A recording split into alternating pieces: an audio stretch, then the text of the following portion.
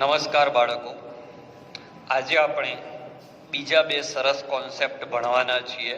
ટોપિકનું નામ છે અષ્ટકનો નિયમ. આ અષ્ટકના નિયમને ચેપ્ટર 3ના અષ્ટકના નિયમ સાથે કોઈ લેવા દેવા નથી. આ અષ્ટકનો નિયમ એ બંધ કેમ બને છે એની ચર્ચાના અનુસંધાને આવેલો છે. તો સૌ પ્રથમ તો આ અષ્ટકના નિયમનો વિચાર કોણે કર્યો? તો કોસેલ અને લુઈસે 1916માં આ અષ્ટકના નિયમનો વિચાર કર્યો કે પરમાણુ વચ્ચે જે સંયોગીકરણ થાય છે, સંયોગીકરણ એટલે જોડાવું, પરમાણુઓ જે રાસાયણિક સંયોગીકરણથી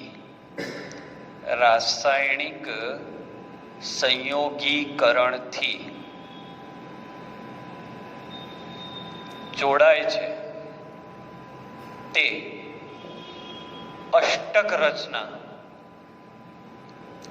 રચના એટલે કે સ્થાયી રચના મેળવવા જોડાય છે. આ વાત મેઇન છે. પરમાણુઓ એ રાસાયણિક સંયોગીકરણથી જોડાય તો કેમ જોડાય? તો અષ્ટક રચના એટલે કે સ્થાયી રચના પ્રાપ્ત કરવા માટે જોડાય છે, જેના માટે એમને નામ આપ્યું ઇલેક્ટ્રોનવાદ. અષ્ટક એટલે 8 ઇલેક્ટ્રોન પૂરા કરવા, ઇલેક્ટ્રોનવાદ એવું નામ આપ્યું. બરાબર. તો અષ્ટકનો નિયમ શું છે એક્ઝેક્ટલી? તો પરમાણુઓ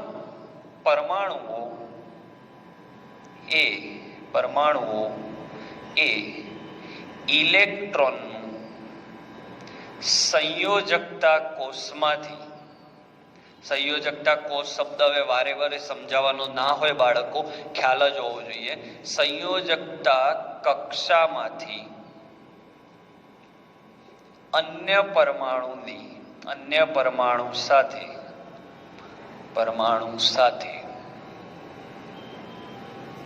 અન્ય પરમાણુની સંયોજકતા કક્ષામાં સ્થાનાંતરણ દ્વારા, એટલે એક કક્ષામાંથી બીજી કક્ષામાં કાં તો ઉમેરાઈને કે દૂર થઈને, અથવા ભાગીદારી કરીને અષ્ટક રચના પૂર્ણ કરે છે.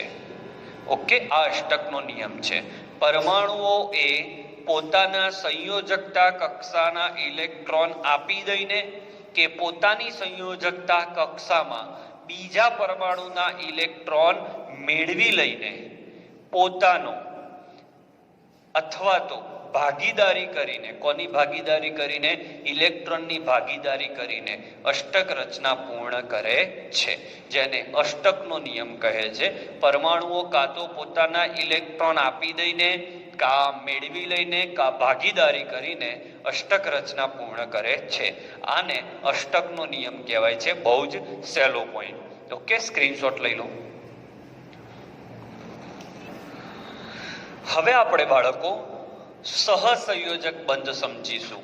તો સહસંયોજક બંધ વિશે શરૂઆતની માહિતી લુઈઝે આપી હતી. તમને યાદ હોય તો આ ચેપ્ટરની બીજા નંબરની થિયરી લુઈઝ અભિગમ. લુઈઝ એવું કહેતો હતો કે કોઈ પણ પરમાણુની બાહ્ય કક્ષાના ઇલેક્ટ્રોનને સમઘનના ખૂણા પર ગોઠવો.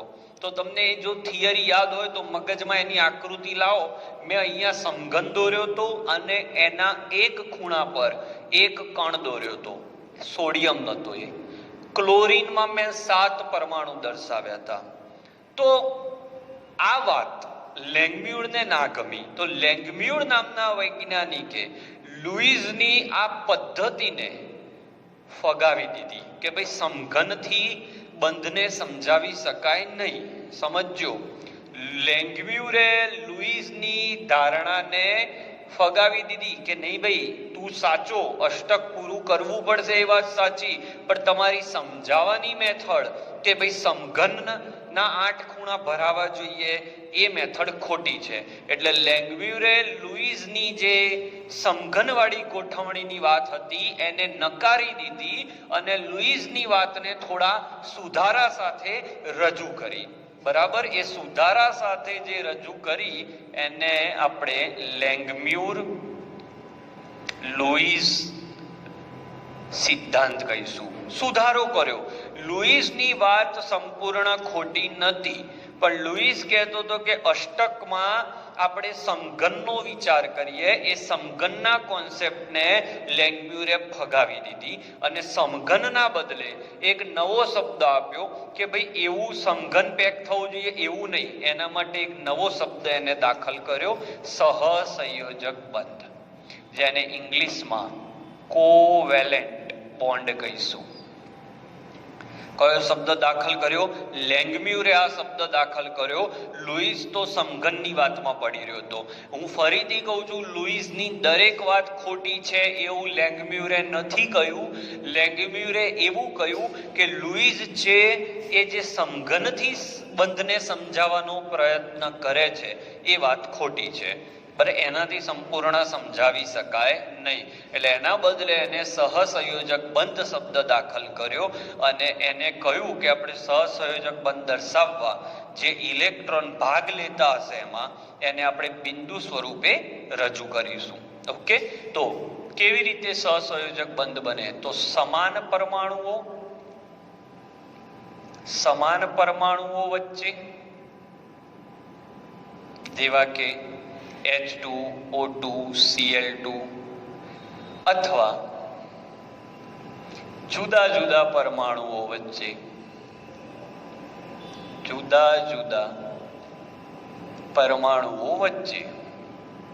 જેવા કે H2O CH4. આમાં જુદા જુદા પરમાણુ છે, 2 H 1 O, 1 કાર્બન 4 હાઇડ્રો વચ્ચે ઇલેક્ટ્રોનની ભાગીદારીથી સહસંયોજક બંધ રચાય છે.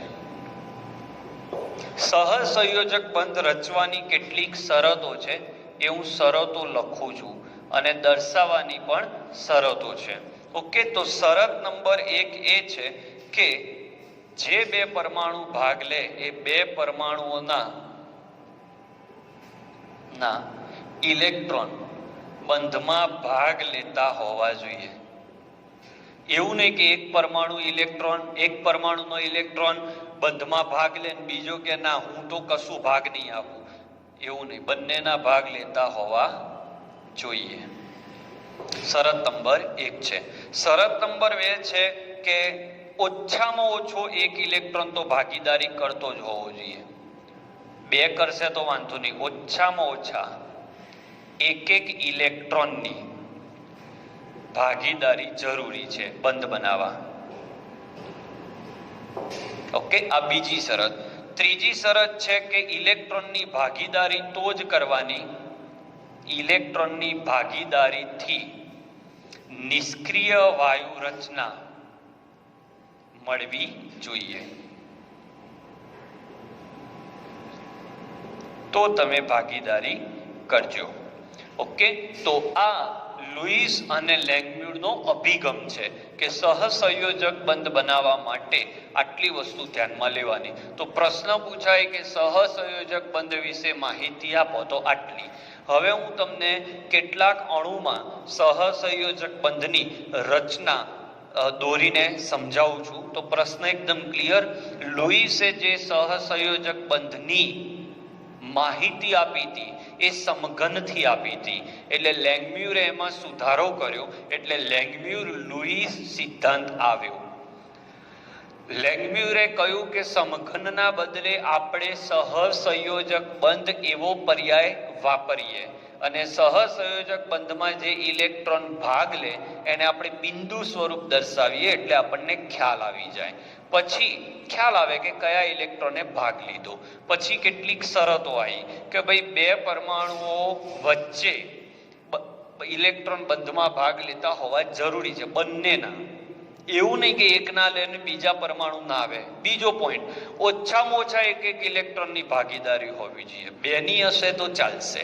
અને ત્રીજો કે ઇલેક્ટ્રોનની ભાગીદારી કરીને તે અષ્ટક રચના એટલે કે નિષ્ક્રિય વાયુ રચના પ્રાપ્ત કરતા હોવા જોઈએ. આ ત્રણ શરતનું પાલન થાય તો જ સહસંયોજક બંધ રચાય. ઓકે, તો સ્ક્રીનશોટ લઈ લો.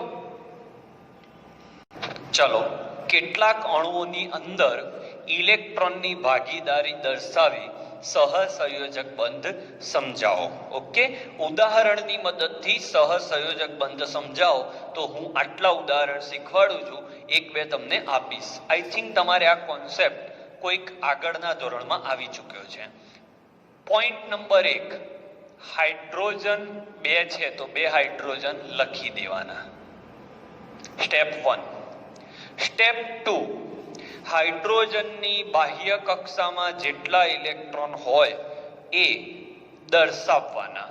હવે બંને પરમાણુ સમાન છે એટલે એના ઇલેક્ટ્રોન દર્શાવવાની રીત સમાન રાખવાની. એટલે જો આના ઇલેક્ટ્રોનને ડોટથી દર્શાવું તો આના ઇલેક્ટ્રોનને પણ ડોટ દ્વારા દર્શાવીશું. તો ચલો, આનો ડોટ, આનો ડોટ.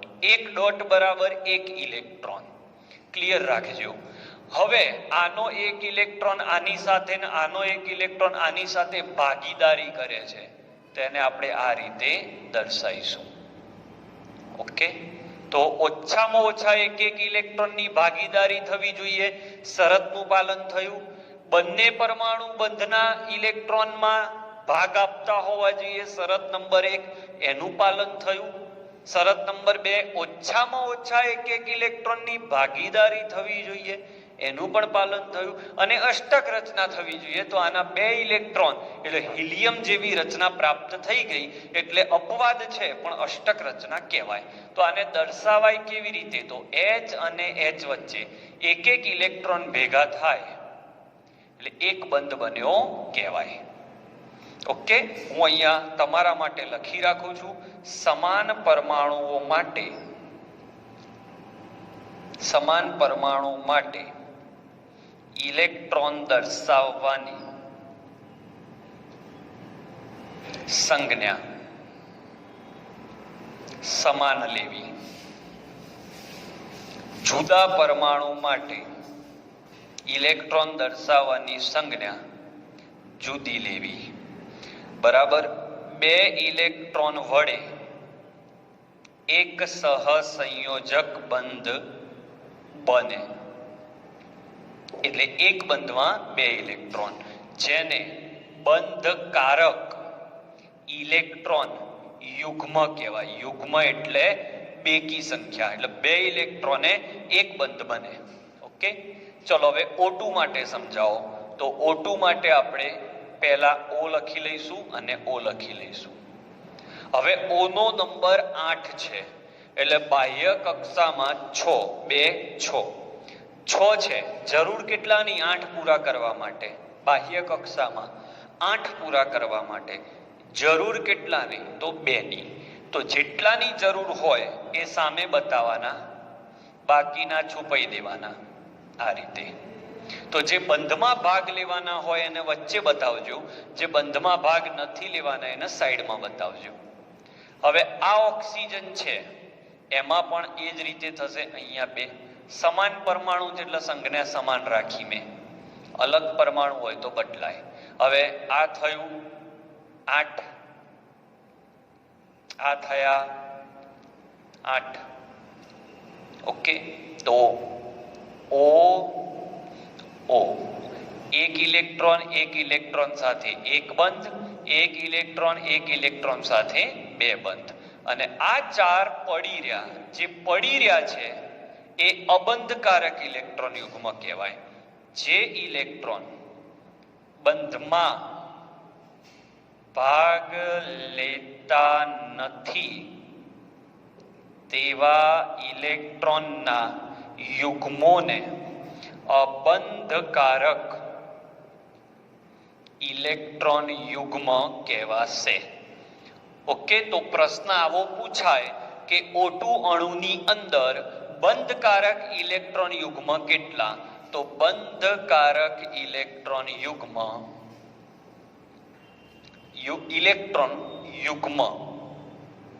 તો 2 અને અબંધકારક ઇલેક્ટ્રોન યુગ્મ કેટલા? આવો પ્રશ્ન પૂછે તો અબંધકારક ઇલેક્ટ્રોન યુગ્મ આ 1 2 3 અને 4 યુગ્મ એટલે 2 બરાબર 1 લેવાના 1 2 3 અને 4 આવા પ્રશ્નો પણ પૂછાય. કુલ ઇલેક્ટ્રોન યુગ્મ કેટલા? એવો એમસીક્યુ આવે તો 4 ને 2 6. ઓકે, સ્ક્રીનશોટ લઈ લો આનો. પછી Cl2 દોરું છું. ચલો ત્રીજો અણુ જોઈએ N2. તો N નાઇટ્રોજનનો નંબર 7 એટલે બાહ્ય કક્ષામાં 5 એટલે 3 ની જરૂર છે. તો 3 ડોટ અહીંયા બતાવીશું, 2 ડોટ છુપાઈ દઈશું. સેમ વસ્તુ 3 ડોટ અહીંયા બતાવીશું, 2 ડોટ છુપાઈ દઈશું. ઓકે, તો કેટલા બંધ બન્યા? N 1 2 અને 3 આ પડી રહ્યા. તો બંધકારક ઇલેક્ટ્રોન યુગ્મ કેટલા આમાં પૂછાય તો 1 2 અને 3. અબંધકારક કેટલા? તો 2. કુલ કેટલા? તો 5. ક્લિયર? આ સમાન પરમાણુઓ હતા, હવે જુદા. મિથેન તો કાર્બન વચ્ચે મૂકીશું, 4 હાઇડ્રોજન આ રીતે મૂકી દઈશું. હવે કાર્બનનો નંબર 6 છે એટલે બાહ્ય કક્ષામાં 4 ઇલેક્ટ્રોન થયા. 2 4 4. હવે જો હું કાર્બનના 4 ઇલેક્ટ્રોનને એક આ બાજુ 2 3 અને 4 બતાવું, ડોટથી બતાયા, તો હાઇડ્રોજનની દરેક બાહ્ય કક્ષામાં 1 ઇલેક્ટ્રોન હોય તો એને હું ક્રોસથી બતાવીશ. કેમ ક્રોસ કર્યો બાળકો? કારણ કે બંને પરમાણુ જુદા છે. જો 2 પરમાણુ જુદા હોય તો બંનેના ઇલેક્ટ્રોનની સંજ્ઞા જુદી રાખવાની, તો તમને ખબર પડે કે ડોટ વાળા ઇલેક્ટ્રોન કાર્બનના છે અને ક્રોસ વાળા ઇલેક્ટ્રોન હાઇડ્રોજનના છે. તો અહીંયા જુઓ તમે, આ કાર્બનના 4 આપ્યા, સામે 4 મેળવ્યા, એટલે આનું અષ્ટક પૂરું. ઓકે, તો કાર્બન અને હાઇડ્રોજન વચ્ચે અહીંયા એક બંધ બન્યો, અહીંયા પણ એક બંધ બન્યો, અહીંયા પણ એક બંધ બન્યો અને અહીંયા પણ એક. વળી દરેક હાઇડ્રોજનનું પોતાનું અષ્ટક પણ પૂરું થઈ ગયું. આ રીતે હાઇડ્રોજન માટે અષ્ટક એટલે 2 ઇલેક્ટ્રોન. બોલો, ક્લિયર પ્રેક્ટિસ? તો જુદા જુદા પરમાણુ માટે સહસંયોજક બંધ ઉદાહરણ આપી સમજાવો. ચલો, પાણીમાં O વચ્ચે આવશે. હવે કોઈને એવો પ્રશ્ન થતો હશે કે સાહેબ તમને કેવી રીતે આવડે છે કે આ વચ્ચે મૂકવા? તો જેની સંખ્યા ઓછી હોય એ વચ્ચે મૂકી દેવાના. હાલ પૂરતું જેમ જેમ ચેપ્ટર આગળ વધશે એમ શીખવાડતો જઈશ. ઓકે, હવે ઓક્સિજનનો નંબર બોલો તો બાળકો 8. બાહ્ય કક્ષામાં કેટલા બોલો તો બાળકો? 6. તો 6 છે તો એને કેટલાની જરૂર છે? માત્ર 2 ની. તો એક આ બાજુથી લેશે અને એક આ બાજુથી, બાકીના 4 છુપાઈ દેશે. કોન્સન્ટ્રેટ કરો બાળકો. ઓક્સિજનનો નંબર 8 છે, બાહ્ય કક્ષામાં 6 છે, જરૂર 2 ની છે. એક અહીંયાથી મેળવશે, એક અહીંયાથી મેળવશે. ઓકે, હવે હાઇડ્રોજન જે છે એની જોડે તો એક જ ઇલેક્ટ્રોન છે, પરમાણુ જુદા જુદા છે, તો સંજ્ઞા મારે બદલવી પડશે. આની ક્રોસ લઉં, આની ક્રોસ લઉં. ક્લિયર? તો આ ઇલેક્ટ્રોન આના 2, આના 2 અને આ ઓક્સિજનના તમે જુઓ 8 થઈ ગયા. 2 4 6 અને 8. તો અહીંયા એને દોરાશે O, એક બંધ H, એક બંધ H અને આ 2 ઇલેક્ટ્રોન બાકી રહી ગયા. એટલે બંધકારક ઇલેક્ટ્રોન યુગ્મ પૂછાય તો બંધકારક ઇલેક્ટ્રોન યુગ્મ 2 થયા, આ 2. અને અબંધકારક કે જે બંધમાં ભાગ લેતા નથી એવા યુગ્મ પૂછાય તો આ 1 અને આ 1 2. અને કુલ પૂછાય, આવા એમસીક્યુ બહુ જ પૂછાય જી નીટમાં 4.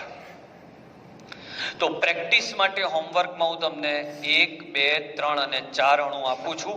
આની હિન્ટ આપી દઉં. 2C આ રીતે મૂકી દેજો, 3H આની પર મૂકજો અને 3H આની પર મૂકજો. પછી જાતે વિચારજો. CO2 માં C વચ્ચે મૂકી દેજો, બે બાજુ O મૂકી દેજો. પછી હું જેમ વિચારું છું એમ વિચારજો. ક્લિયર? તો આ સાથે સહસંયોજક બંધની રચના અને તેને દર્શાવવાની રીત અહીંયા પૂરી થઈ. સ્ક્રીનશોટ લઈ લો. સ્ક્રીનશોટ લઈ લેજો અને આ હોમવર્ક પ્રોપર કરજો. જે ના આવડે મને જણાવજો, હું શીખવાડી દઈશ.